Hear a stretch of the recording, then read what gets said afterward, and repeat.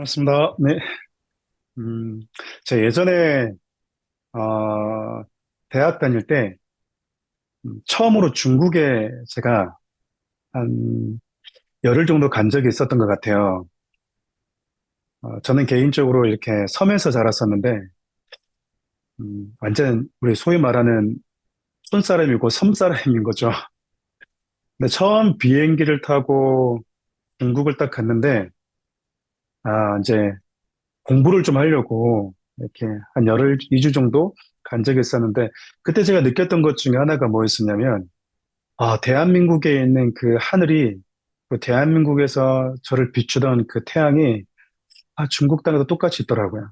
그 너무 단순한데, 너무 당연한 건데, 아, 와보니, 여기에도 똑같이 하나님이 주시는 태양과 하늘이 있다.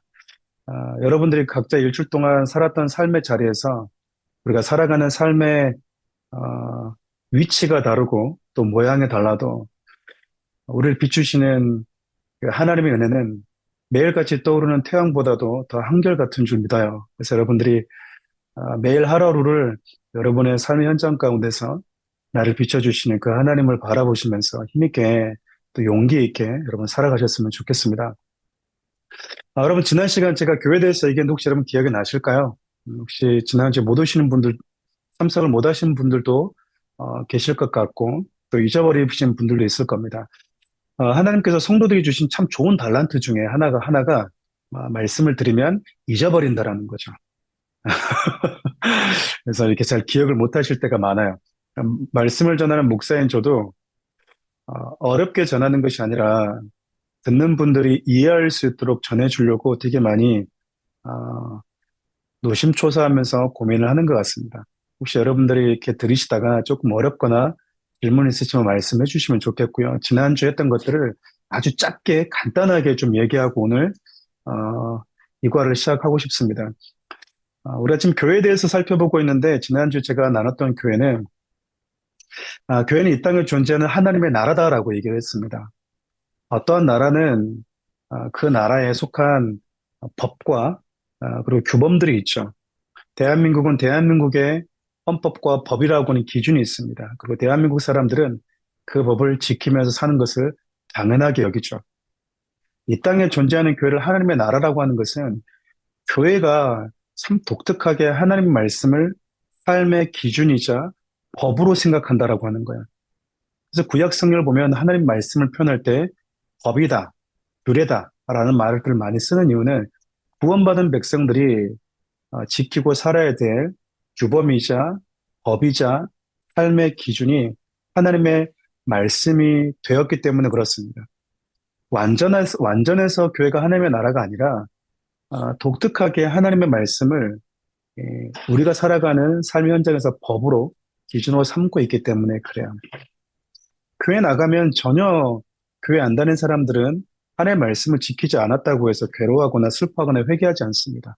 근데 우리가 성도된 자들은 하나님의 말씀을 순종하지 않거나 그 말씀으로 살지 못했을 때 혹은 그 말씀에 순종했을 때 기쁨을 느끼는 것은 하나님의 나라의 백성이고 하나님의 법을 지키고 사는 백성들이기 때문에 그래요. 그래서 여러분 교회는 이 땅에서 아주 작지만 독특하게 교회 공동체만 들어오면 하나님의 말씀이 법적인 효력을 발휘하는 공동체라고 하는 점에서 하나님의 나라라고 있고 또 하나는 그런 의미와 더불어서 교회는 이 땅에 하나님이 세우신 기준과 같다라고 했습니다. 군대 있을 때 제식 훈련할 때 너 기준 그러면 기준을 흔들리면 안 되거든요. 세상은 시간에 따라서 또 문화에 따라서 각 민족에 따라서 자꾸 바뀝니다.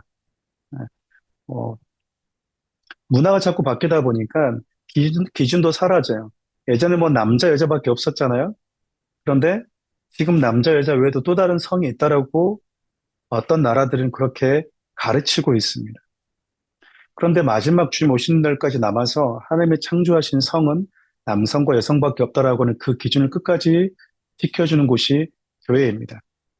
교회는 그런 의미에 있어서 하나님이 만드신 그 기준에서 벗어나지 않고 그 기준을 끝까지 사수하는 공동체이기도 해요. 하나님께서 사람을 만드실 때 하나님의 형상대로 만들었다고 하나님 형상대로 만들었다고 하는 것은 보이지 않는 하나님을 보이는 인간을 통해서 하나님께서 어, 세상 가운데 보여주고 싶었다라는 겁니다. 가장 인간다운 모습은 하나님의 형상이죠. 그 하나님의 형상대로 사셨던 분이 예수 그리스도라고 그랬습니다. 예수 그리스도는 골로새서 1장에 보면 보이지 않는 하나님의 형상이다. 예수 그리스도가 완전히 하나님이시면서 완전한 인간으로 사셨다라고 하는 것은 그분이 진짜로 우리 인간과 동등한 육체를 입으셨다라고 하는 의미도 있지만 그분이 맨 처음 하나님의 창조했을 때 그 하나님의 형상이라고 하는 원래 하나님의 인간을 창조했을 때 나는 인간을 이렇게 창조했단다. 근데 죄로 인해서 인간이 하나님의 창조하신 인간다움을 잃어버리잖아요. 근데 예수님은 하나님이셨지만 인간으로 사실 때 하나님이 본래 창조했던 인간이 하나님을 향해서 어떻게 예배하고 하나님의 창조한 같은 공동체 가운데서 어떻게 사랑하며 살아야 되는지를 가장 완벽하게 보여주셨습니다. 그래서 우리가 하나님의 형상대로 지음받았다라고 하는 것은 예수 그리스도를 닮는다라는 의미이기도 하고 여러분과 저를 보면서 사람들이 예수 그리스도의 모습을 엿보고 있다면 그 모습을 발견하고 있다면 여러분들은 원래 하나님의 창조했던 그 모습대로 살고 있는 모습이라고 할 수 있을 거예요. 그리고 공동체 탄생에 대해서 얘기할 때 아담이 깊은 잠에 빠져 있을 때 깊은 잠을 하나님께서 자게 하시고 그의 몸에서 뼈를 취해서 만드셨듯이 예수님이 십자가에서 죽으실 때 끝까지 뼈를 보호했던 그 이유가 당신의 죽으심을 통해서 교회가 탄생한 그 여정이다라고 지난주 여러분과 함께 이렇게 나눴습니다. 한 번 더 들으니까 좀 이해가 되신 분들도 있을 것 같아요. 오늘 그럼 또 교회에 대해서 한번 또 살펴볼 텐데 교회 가치에 대해서 좀 생각해 보려고 합니다. 교회가 얼마나 소중한가? 교회는 예수 그리스도의 생명의 값이 지불되었기 때문에 그래요. 옛날에 우리나라에도 추노라고 하는 영화가 있었습니다. 드라마가. 그럼 추노가 뭔지 아시죠? 노예들이 도망가면 끝까지 노예를 잡아오는 돈을 받고 그 노예를 사냥하는 사람이 추노입니다. 추노. 끝까지 추격해 가는 거죠. 노예를. 근데 여러분, 인류 역사상 가장 정확하고 그리고 가장 무서운 추노가요. 바로 죽음이에요. 죽음. 죽음은 인류 역사상 죄 가운데 있는 노예인 인간의 생명을 단 한 번도 놓친 적이 없습니다. 아, 근데 여러분, 그렇게 죄와 죽음 가운데 있는 인간을 구원하기 위해서 하나님이 뭐 하셨냐면 하나님의 독생자라고 하는 예수 그리스도의 생명값을 지불해 버리셨다라는 거야.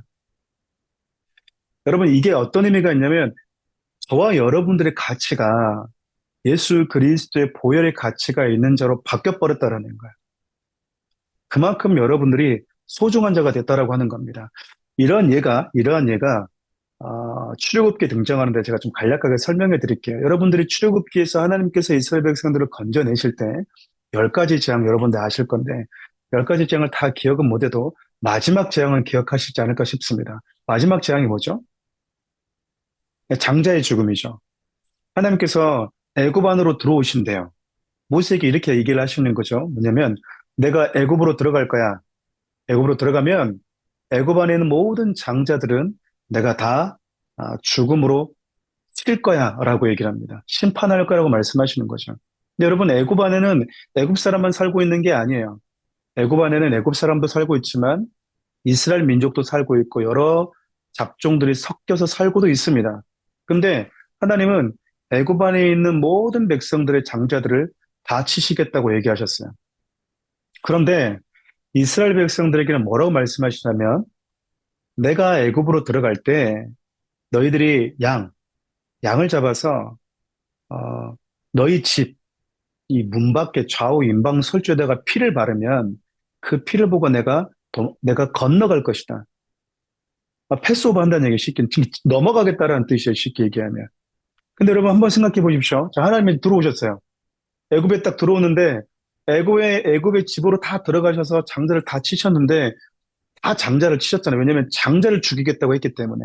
그런데 이스라엘 백성들의 집에 들어오셔서 장자를 죽이지 않으셨어요. 공의의 하나님이시잖아요. 말씀하신 걸 그대로 지키셔야 되잖아요. 장자는 다 죽이겠다. 라고 하시는 그 하나님의 말씀이 그대로 이루어져야 되는데 왜 이스라엘의 집의 장자들은 보호를 받았을까요? 한 5초만 생각해 보십시오. 왜 이스라엘 백성들의 장자는 보호를 받았을까? 아마 여러분들이 익히 알고 있는 거 이런 걸 거예요. 어린 양의 보일에 발라져 있습니다. 맞아요. 그 말도 맞아요. 근데 조금 더 정확하게 얘기하면 애굽 안에 있는 모든 장자를 죽이겠다고 하셨던 그 하나님이 애굽 백성들의 집에 들어가서는 애굽의 장자를 다 죽이셨잖아요. 근데 이스라엘 백성들의 집에 들어가서 장자를 건드리지 않았던 이유는 이스라엘의 집 앞에 이미 장자가 죽어 있었기 때문이에요. 그 장자가 예수 그리스도입니다. 우리의 예수님 우리의 이제 맏아들 이렇게 표현하거든요. 그러니까 우리의 맏형 되신 그분이 장자이신 그분이 이스라엘 백성들 집 앞에 죽어 있었기 때문에 이스라엘 백성들 가운데 그 가정 가운데 장자는 더 이상 장자가 아니라 사자가 되는 거예요. 둘째가 되는 거야. 그게 은혜입니다. 예수 그리스도가 우리 대신 장자로서 첫째로서 피 흘려 죽으심으로 인해서 우리가 뭐 했던 거죠? 음, 예, 그 죽음에서 건짐을 받은 겁니다. 그래서 하나님께서 이스라엘 백성들을 건져내실 때 뭐라고 얘기하면 너희들의 모든 장자는 이제 내 것이다라고 얘기를 해요. 그 이유가 뭔지 아시겠죠? 예수님이 생명값을 지불하고 사실 만큼 소중한 존재다 그 말이에요. 저와 여러분들이. 여러분 혹시 제가 나눠준 혹시 그 자료를 보시면 시편 49편 6절부터 9절 말씀이 있는데 제가 한번 읽어드릴게요. 아마 처음 이 구절을 보시는 분들도 있을 거예요. 제가 읽어드릴게요.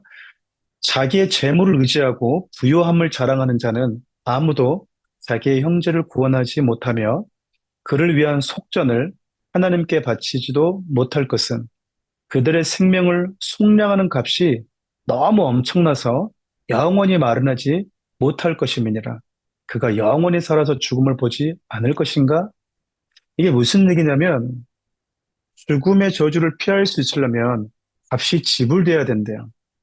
여러분 지금 이런 것들은 우리가 사는 세상 속에서도 충분히 볼 수 있습니다. 어떤 사람이 누군가를 때리거나 폭행을 하거나 살인을 저지르면요. 감옥에 집어넣어요. 그것을 죄로 이렇게 얘기하면서 감옥에다 넣는다고요. 그리고 그 죄에 대한 무게에 따라서 뭐 징역 1년, 징역 10년, 혹은 무기징역, 혹은 사형 이렇게 때리거든요. 근데 어떤 형벌은 일정한 금액을 보석금을 주면 나오는 것들도 있어요. 근데 성경은 뭐라고 얘기하냐면 이 땅에 누구도 예외 없이 죽음을 경험하는 이유는 그 죽음에서 빠져나올 그 죽음이라고 하는 감옥에서 나올 수 있을 만큼의 보석금이 없대요. 그 생명을 속전하는 값이 너무 엄청나서 영원히 살아도 지불할 수 없을 만큼 너무 엄청난 값이어서 어, 우리가 그 죽음에서 나올 수가 없대요. 그럼 여러분 영원히 살아도 그 값을 지불할 수 없다면, 불가능하다면, 이 값을 지불할 수 있는 분은 영원성을 띠신 분만이 주실 수 있으세요. 영원한 지옥의 고통에서 우리를 건져줄 수 있는 분은 영원한 생명을 가지고 계신 분만이 우리에게 주실 수 있다라는 겁니다. 다시 말하면 여러분, 여러분과 저는 예수 그리스도의 신부이자 교회 공동체로 부름을 받았는데 어느 정도 가치가 있냐? 하나님이 그냥 저와 여러분들을 구하기 위해서 독생자를 지불해 버리셨어요. 만약에 하나님이 예수 그리스도가 아닌 다른 걸로 지불했을 수도 있지 않았겠습니까? 생각해 보면 그렇잖아요. 다른 것들을 지불하고 저와 여러분들을 사실 수 있어요.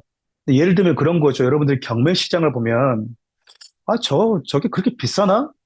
그런데 사람들이 계속 그것의 가치를 먹이면서 저는 1억입니다. 저는 100억입니다. 저는 1000억입니다. 그러잖아요, 여러분. 그래서 가장 많은 값을 부른 사람에게 그 경매가 당첨이 돼요. 그럼 여러분, 그 경매 물건은요, 가장 높은 값을 부른 사람의 그 가격에 따라서 매겨져 버려요. 우리가 보기에는 이게 몇 억이고 몇백억이야 그런데 그 값을 그 경매하는 사람이 매겨버린 거예요. 저와 여러분들을 향해서 하나님이 어느 정도의 값을 먹여버렸냐면, 내가 너를 사랑하는데 너의 가치가 얼마나 할까? 그게 독생자의 생명의 가치를 하나에 보셨다라는 겁니다. 그래서 여러분들이 여러분들의 생명을 정말 소중히 여기셔야 돼요. 뭐 사회에서는 얼마나 많이 가졌는가, 적게 가졌는가를 가지고 여러분들을 판단하고 여러분들의 어떤 그 존재감을 이렇게 우월하냐 혹은 열등하냐라고 값을 먹이고 이렇게 했지만 하나님이 여러분들을 보실 때는요, 예수 그리스도의 생명의 값이 지불된 자로 보신다고요. 여러분 자신을 그만큼 가치 있게 여기셔야 됩니다. 한 가지 더 예를 들어볼게요. 시편 73편을 보시면 어떤 얘기가 나오냐면, 예, 그 성전에 올라가서 이렇게 늘 하나님을 찬양하는 아삽이라고 하는 사람이 나와요. 우리 식으로 얘기하면 앞에서 찬양을 인도하는 예배 인도자였습니다. 근데 이 사람이 이렇게 얘기해요. 하나님께서 이스라엘 백성들 가운데 마음이 청결한 자, 다시 말하면 예수님을 믿고 따르는 자들에게 은혜를 베푸시는 하나님이라고 하는 것은 자기는 알고 있었는데, 근데 자기가 시험에 들 뻔했대요. 어느 정도 시험에 들었냐면, 내가 하나님을 진짜 믿어야 되나? 내가 하나님 믿고 따라야 될 이유가 있나? 라고 하는 믿음의 회의감이 들 정도로, 신앙의 회의감이 들 정도로 예배 인도자의 마음에 시험이 들었다라고 이야기를 해요. 그럼 그 시험을 들게 하는 원인이 뭐였냐? 그 이슈가 뭐였냐? 그게 악인의 형통함이었대요. 악인이 너무 잘 되는 거예요. 여러분들 이제 뭐 이렇게 많은 분들이 이제 북한 생활을 직간접적으로 해보신 분도 계시고 또 거기서 태어나신 분들도 많이 계시겠지만 여러분들 그런 생각하지 않으시나요? 어떻게 저렇게 하나님을 대적하고 많은 사람들의 생명을 정말 소중하게 여기지 않는 저런 그 독재자가 저렇게 호의호식하면서 살 수 있지? 그리고 죽을 때도 너무 편안하게 죽는 거예요. 여러분, 그게 지금 시편 73편을 보면 아삽이 질문했던 것과 우리가 이 시대에 살아갈 때 하는 질문이 너무 비슷합니다. 아삽이 고민했던 게 그거예요. 악인인데 어떻게 이렇게 잘 살 수 있지?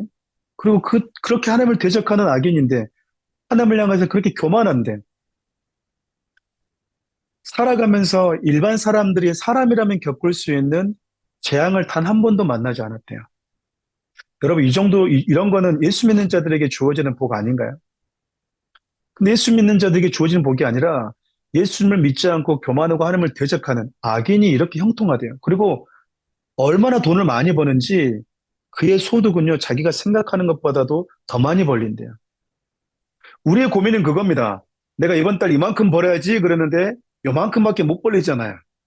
근데 악인은 내 이만큼 벌어야지 그러면 더 많이 버는 거예요. 늘 자기가 계획했던 것보다도 더 많이 벌리는 거예요. 누가복음에 보면 부자 이야기가 나오거든요. 하나님을 알지 못하는 부자, 이 땅에 소망을 두고 살아가는 부자인데 창고가 좁을 정도로 부유해집니다. 그리고 여러분, 아삽의 눈에 보였던 악인들이 너무 형통한 거예요. 그리고 마지막에 죽을 때는 너무 편하게 죽는 거예요. 고통 없이.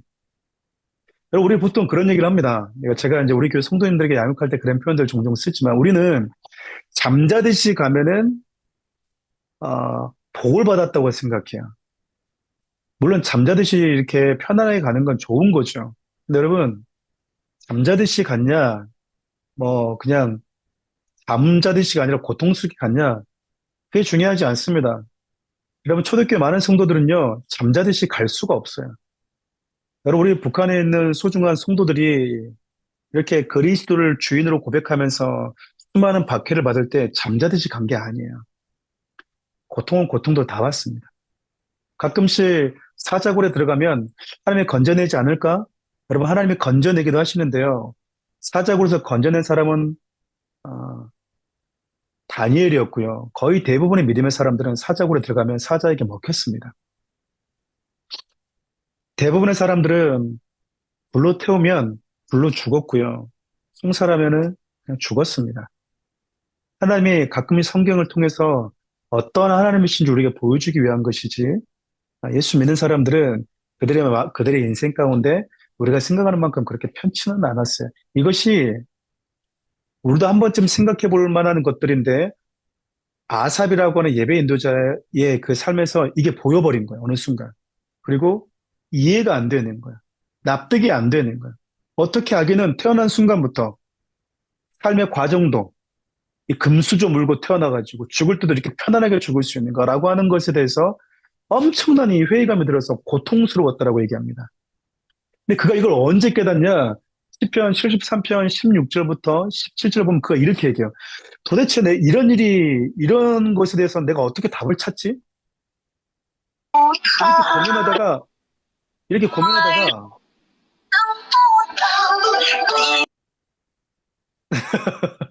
이렇게 고민하다가, 아, 이 아삽이 성소에 들어가면서 그들의 결말을 깨닫게 되었대요. 이게 무슨 말이냐면, 성소로 가는 걸 한번 생각해 보십시오. 이스라엘 백성들의 이 성막은요, 세 구조로 나눠져 있어요. 맨 처음 들어갈 때는 뜰이 있습니다. 마당이라고 하죠. 거기에는 크게 제물을 불태우는 번제단과 제물을 싣는 물두멍이라고 하는 게 있어요. 그것을 지나서 들어가면은 중앙에 분향단이라고 하는 것과 왼쪽에 그 금촛대, 일곱 금촛대, 오른쪽에 떡상 이렇게 있습니다. 그리고 휘장이라고 하는 커튼을 열고 들어가면 지성소가 나옵니다. 거기는 하나님의 임재를 상징하는 법궤가 있죠. 언약궤가 있습니다. 여러분 성수에 들어갈 때 가장 먼저 마주치는 게요. 바로 마당이에요. 뜰이라고요. 여러분 한번 생각해 보십시오. 뜰에서 무슨 일이 많이 벌어질까요? 뜰의 번제단과 그 물두멍이 있는 걸 보면 이 성수의 뜰에서는 늘 무슨 일들이 벌어지고 있을까요? 네, 맞습니다. 짐승을 잡고 짐승을 죽이는 겁니다. 여러분 성수에는 그러니까 우리의 오감을 자극해요. 우리의 귀는 짐승들이 날마다 죽어가는 소리가 들리고, 우리의 눈에는 제사장과 짐승을 잡는 예배자의 온몸에 튀기는 붉은 피가 보이고, 우리의 코에는 피 냄새가 진동하는 곳입니다. 그러니까 여러분, 예배 드리는 하나님을 만나러 오는 뜰은요, 점잖은 곳이 아니에요. 묵상하는 곳이 아니에요. 처절하게 죄가 사라지는 곳이에요. 처절하게 이 죄가 소멸되는 과정이 적나라하게 보이는 곳입니다. 근데 그날 따라서 늘 성소를 오갔던 아삽의 눈에 그게 새롭게 보이는 거예요. 그게 무슨 얘기인 거 아니? 아, 저 사람들은 오늘도 짐승 데리고 왔네. 또 무슨 죄를 지었을까? 이렇게 생각하다가 갑자기 저들이 죄의 사함을 받기 위해서 가져온 그 어린 양의 눈이 꽂힌 거예요. 시간이 없으니까 제가 결론만 얘기하면 뭐냐면 이 세상에는요, 딱 두 부류의 사람이 있어요. 하나는 나의 죄를 위해서 죽어준, 죽어준 어린 양이 있는 자와 내 죄의 문제를 위해서 죽어준 어린 양이 없는 자가 있을 뿐이에요. 아삽이 이걸 본 거예요. 여러분, 영원이라고 하는 시간 속에서 보면 이 인간이 살고 있는 7, 80년 시간 아주 짧습니다. 우리 성도님들에게도 제가 종종 그런 얘기를 해요. 눈물이 없는 곳, 슬픔이 없는 곳 빨리 가려고 하지 마십시오. 그래요. 어차피 갈 때 되면 다 갑니다. 왜냐면 여러분, 천국엔 눈물이 없어요. 슬픔이 없어요. 주를 위해서 수고할 수 있는 것도 없습니다. 우리가 예수 그리스도를 위해서 눈물 흘려보고 땀 흘리고 수고할 수 있는 건 여기밖에 없어요. 이 땅에서밖에 없다고요. 영원이란 시간에 비해서 7, 80년이라고 하는 이 시간은요. 그래서 희소 가치가 있는 겁니다. 천국은 여러분 복음 때문에 복음을 전할 수 있는 기회도 없고요. 내가 예수님 때문에 수고의 눈물을 흘릴 수 있는 기회도 더 이상은 없어요. 거기는 눈물도 없습니다. 여러분 그래서 이 땅에 계시면서 하나님께 기도하면서 많이 눈물을 흘리십시오. 어차피 그 땅에 가면은 눈물 없습니다. 슬픔도 없고요. 괴로움도 고통도 없어요. 이 땅에서만 존재하는 것. 이 땅에서 성도들만 누릴 수 있는, 경험할 수 있는 것들입니다. 근데 아삽이 이제 이걸 본 거예요. 아, 성도된 자들이 얼마나 소중한가. 성도된 자들은 내 자신의 죄의 문제를 위해서 죽어줄 유월절 어린 양이 있는 존재구나라고 하는 사실을 아삽이 깨달았다 그 말입니다. 여러분, 제가 이 얘기를 하면서 반복해서 얘기하면서 여러분들에게 들려주고자 하는 결론은 아주 간단해요. 앞서 얘기했던 것과 똑같습니다. 세상이 뭐라 하더라도요. 하나님은 저와 여러분들을 독생자의 생명의 가치로 보신다라는 거예요. 어린 양의 생명의 가치가 있는 자로 보신다라는 겁니다. 여러분, 성도들의 죽음을 그래서 하나님이 귀하게 보시는 다른 죽음 말고요. 성도들의 죽음을 귀하게 보시는 이유는 그 성도의 생명이 예수 그리스도의 값이 지불될 만큼 가치가 있기 때문입니다.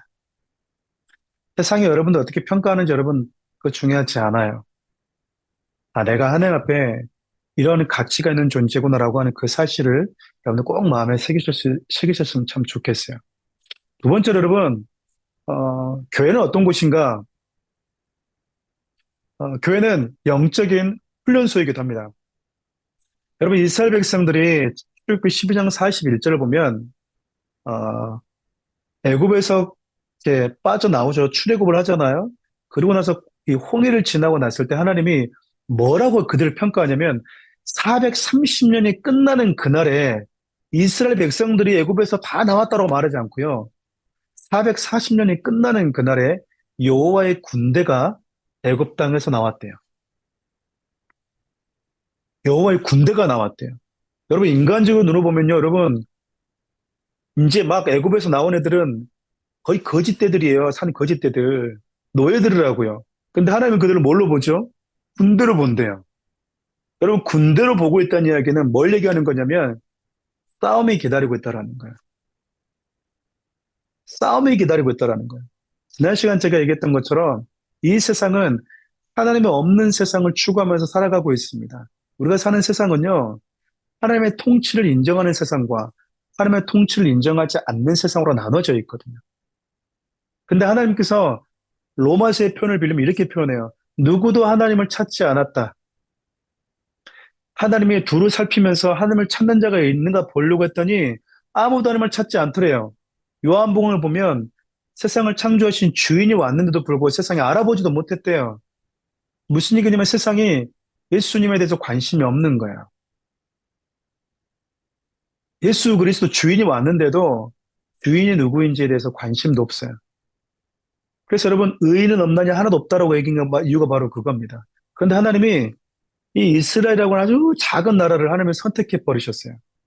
그리고 하나님의 백성으로 삼으시면서 열방 가운데 세우셨던 이유는 제사장 나라로 세우셨던 이유는 이 민족을 통해서 하나님의 법을 주고 이들에게 하나님의 나라의 백성답게 사시는 규례를 주신 이유는 하나님이 이 땅에 창조하신 원래 하나님이 계획하셨던 나라가 어떤 나라인지를 이들 통해서 열방 가운데 보여주고 싶으셨던 거예요.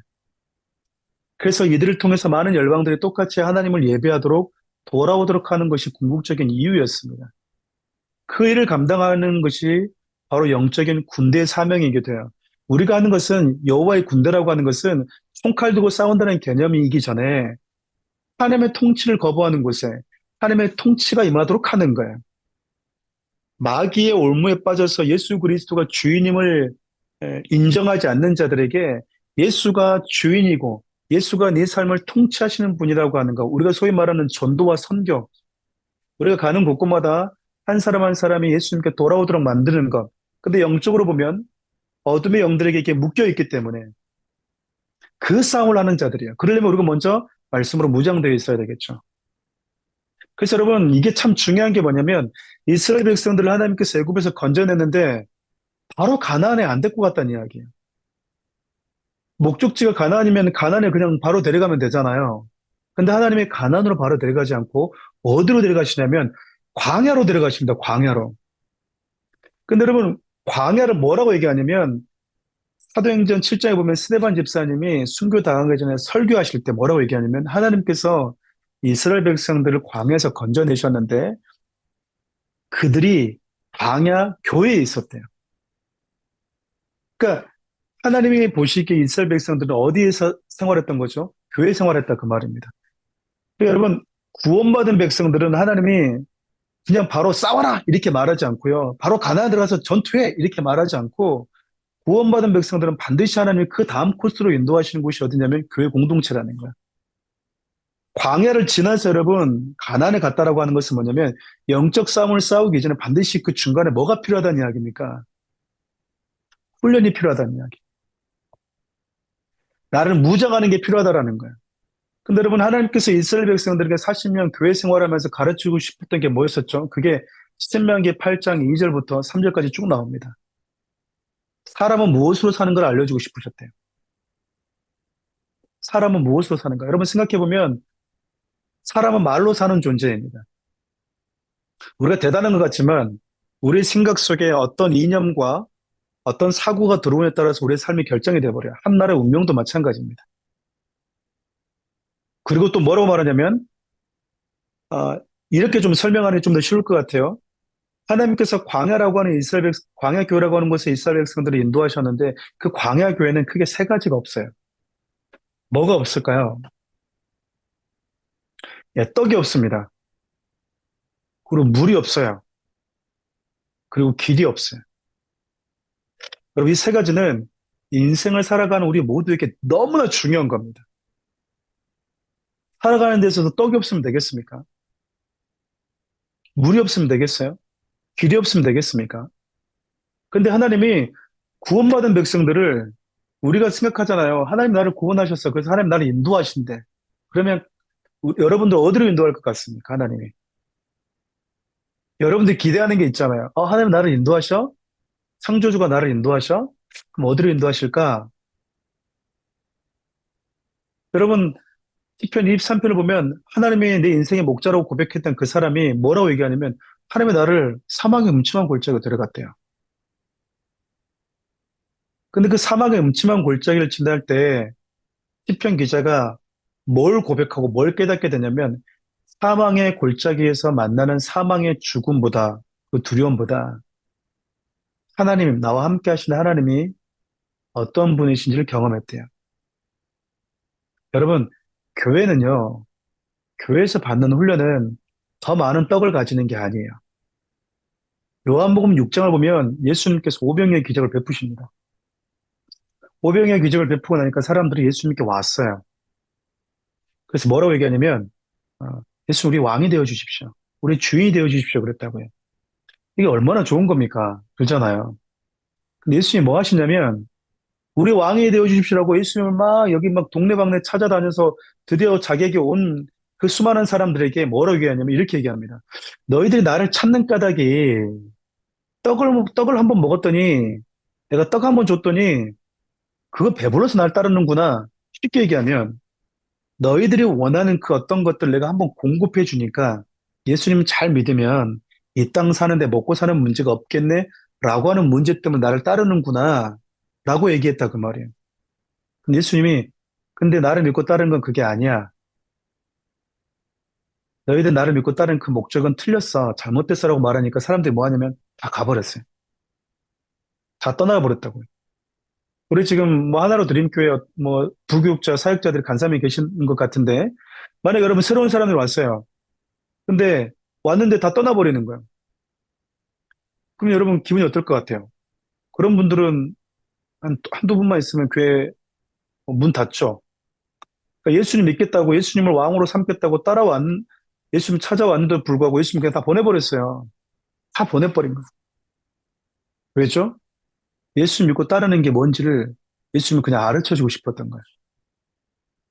예수님을 믿고 따르는 건 교회 공동체에서 가르쳐 주는 건 이 땅에서 우리가 얼마나 잘 먹고 잘 살고 성공하는 자를 가르치는 건 아니에요. 물론 그것도 필요합니다. 그것도 우리가 알고 구해야 됩니다. 근데 그것이 본질은 아닌 거예요. 요한복음을 보면 예수님이 당신을 이렇게 소개하죠. 나는 생명의 떡이다. 나는 생수다. 내가 길이다. 여러분, 교회에서 우리가 가르쳐 줘야 되는 건요. 예수 그리스도가 내 인생 가운데 어떤 분이신지를 알게 되는 거야. 예수 그리스도가 내 인생 가운데 어떤 분이신지. 여러분, 이스라엘 백성들이 광야에서 가나안을 가기 전에 40년 동안 머물렀는데 그 광야 교회 생활할 때 그들이 가고 서는 그 기준이 뭐였는지 아시죠? 구름이 떠오르면요, 움직였고요. 구름이 멈추면 머물렀습니다. 그러니까 사람이 이끄시는 대로 갔다 그 말입니다. 사람이 인도하시는 그 길을 따라서 갔다라는 거예요. 그러니까 내 임의로 간 것이 아니라 하나님이 인도하신 대 따라갔다는 이야기는 우리 서- 구원받은 모든 성도들에게 내 인생에 가야 될 그 방향과 길을 정하시는 그 기준이 예수 그리스도라고 하는 걸 하나님이 가르쳐 주고 싶으셨대요. 그걸 알려주고 싶으셨대요. 예수가 길이다. 그 말은 예수님께서 이 땅 가운데 사셨을 때 어떤 삶을 사셨는지가 저와 여러분들이 따라가야 될 길인 거예요. 여러분, 광야교회는 이래요. 광야교회는 이스라엘 백성들이 이렇게 동서남북으로 세 지파씩 이렇게 진을 쳤어요. 꼭 이게 군대 행렬처럼. 군인들이 이렇게 진을 치듯이. 근데 여러분, 그 중간에 뭐가 있었냐면 성막이 항상 있었습니다. 네, 여러분, 무슨 얘기냐면 우리는 천국을 가고 싶어요. 천국을. 그렇죠. 근데 그 천국에 계신 그 하나님은 광야로 왔어요. 여러분, 이 말씀이 여러분들에게 어떻게 다가오시는지는 모르겠네요. 우리는 천국 그러면 금은보화가 있대. 저 어렸을 때 보면 가끔씩 이렇게 입신해서 천국을 이렇게 경험해 왔다고 하는 분들의 간증을 들으면 거기는 꽃이 만발하대요. 어쩜 그렇게 꽃이 예쁜지 모르겠다. 그럼 저는 그 어렸을 때 그 얘기를 듣고 어떤 마음이냐면 아니 꽃을 보려면 저기 뭐 음, 네덜란드 덴마크 가서 튤립 보지 뭐 또 어떤 분들은 막 그 길이 막 금으로 있대요. 근데 여러분 천국에 예수 그리스도가 없으면 그건 천국 아닙니다. 근데 우리는 자꾸 천국 생각할 때 예수님을 생각하는 게 아니라 내가 뭔가 이 땅에 살았을 때 보상, 금, 큰 집, 나와 같은 뭐 파원 이것만 생각하는 것 같아요. 근데 정작 우리가 가고 싶어하는 그 천국에 계시는 하나님은 광야 생활에 지겹도록 지겨운 그 이스라엘 백성들이 광야로 오셨다니까요. 왜 그랬을까요? 저와 여러분들이 있었기 때문입니다. 하나님 보좌를 뒤로할 만큼, 뒤로하고 올 만큼 하나님은요, 천국보다도 저와 여러분들 더 같이 있었던 것도 소중했던 겁니다. 그 여러분, 이스라엘 백성들과 함께 이 광야 교회 안에서 하나님이 함께 하시면서 마치 예수님께서 3년 반 동안 제들과 동고동락하면서 가르치고 하나님의 나라를 가르쳤듯이 하나님께서요, 이스라엘 백성들이 있는 광야 교회로 와서 그들을 실제로 가르쳐 주시고 인도하시고 하나님을 경험케 하십니다. 그래서 하나님의 구원받은 백성들은 어떤 삶을 사는지를 가르치는 거야.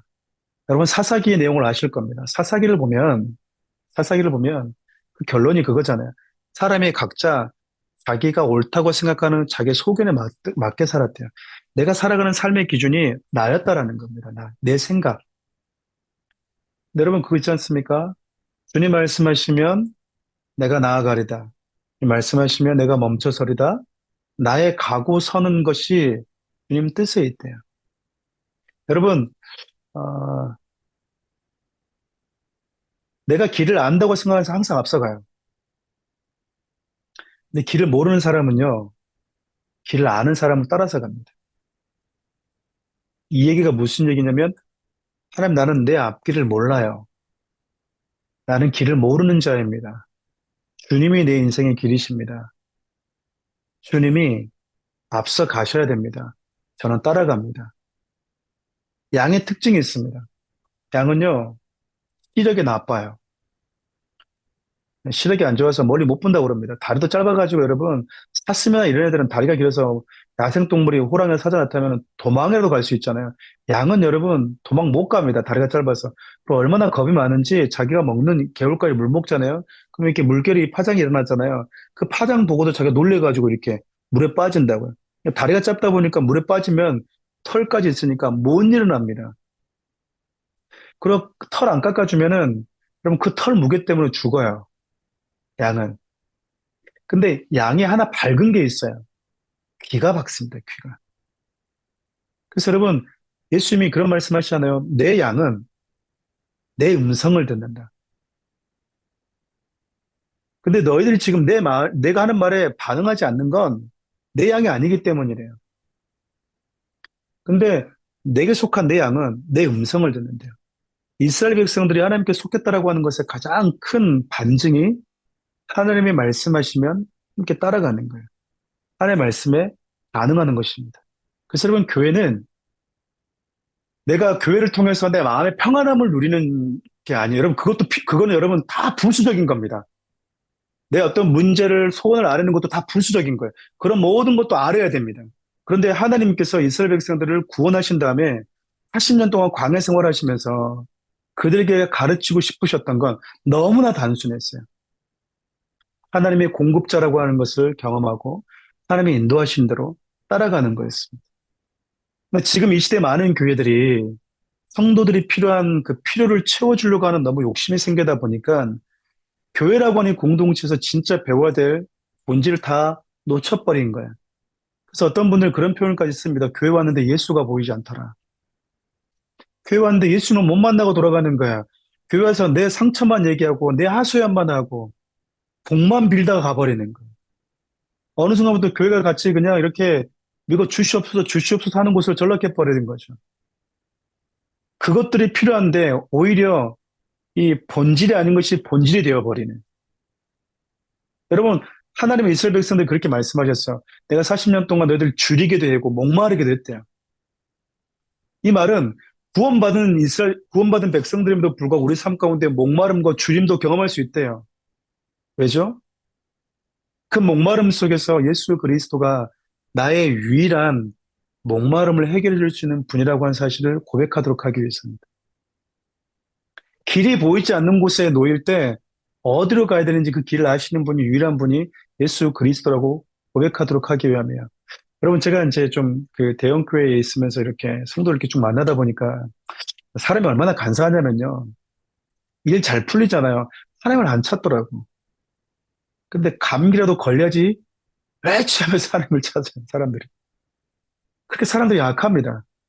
사람들이 그만큼 약하고 너무나 마음이 여려요. 여러분 기억하십시오. 오늘 말씀 이제 정리할 텐데 하나님 앞에 하나님께서 세우신 이 땅의 교회 공동체가 얼마나 소중한 공동체인가? 그리고 하나님이 구원받은 백성들을 훈련시키기 위해서 마련한 준비한 곳이 교회 공동체이다. 여러분 구원받은 백성들은 반드시 교회 공동체 안으로 들어와야 되는 겁니다. 요즘에 모이는 걸 너무나 이렇게 싫어하기도 하고 개인주의적인 이런 신앙인으로 많이 이렇게 치달을 때가 있는데 그건 성경적이지가 않아요.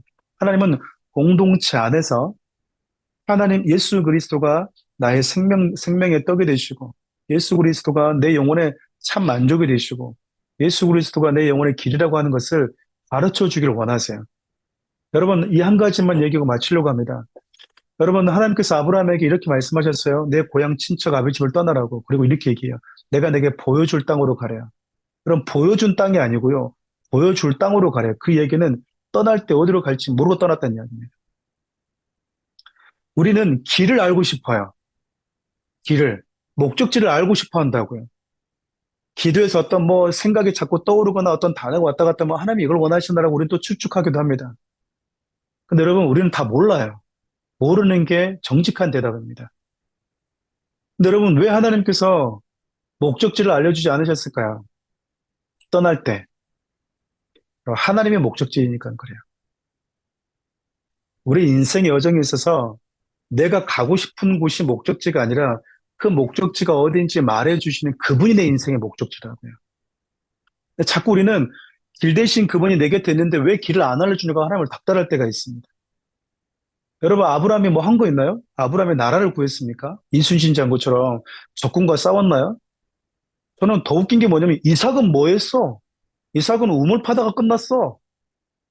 야곱은 또 뭐 했습니까, 여러분? 야곱은 여러분, 네명의 아내 됐고, 여러분, 20년 동안 애기 낳는 경쟁하다가 그냥, 그게 여러분 성경에 기록될 만한 이야기인가요? 너무 웃기지 않나요? 근데 하나님이 누구도 인정해주지 않는 아브라함과 이삭과 야곱의 하나님이라고 본인 스스로 닉네임을 붙였다고. 왜였을까? 하나님은 누구를 기억하시는가?